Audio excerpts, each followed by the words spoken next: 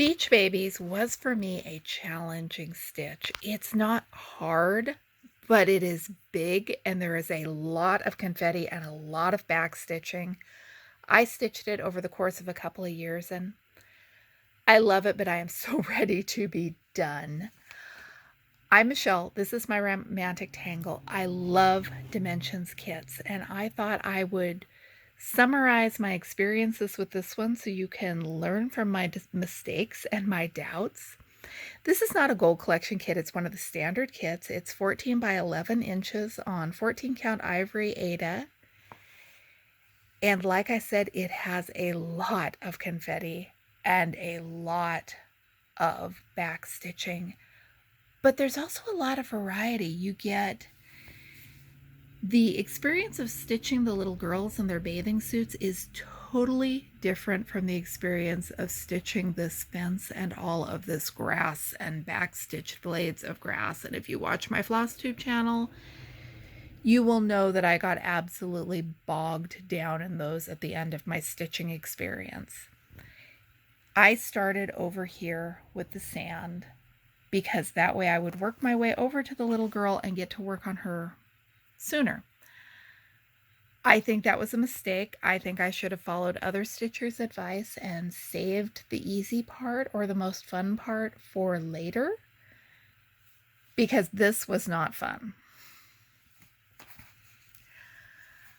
I had enough of the kit floss for all but one color. I ran out of 15936. That's used in a lot of the back stitching, so even though I try to be conservative with my thread when it comes to kits, I don't know if there honestly wasn't enough or if I lost too much of it in ends and other blended colors or what. I sub DMC, it's fine. I thought that I was out of 6336 because I had forgotten that there is a separate bundle of that color that was hiding in the bottom of my project bag. That color is used for the sand and some other things. There were a couple of moments when I was stitching that I was sure something was very, very wrong. Taken out of context, the colors of this little girl's leg look impossibly dark and red. I checked and checked again that I was using the right color, and I still worried about it. Once the piece is finished, it's her shadow. It looks great, but I was definitely second guessing it while stitching. And I was also second guessing the colors used in her hair because while stitching, before I had the whole image to put it into context, it looked really, really pink. I backstitched it as I went, so as I finished each little girl, I did the back stitching on her and on the sign.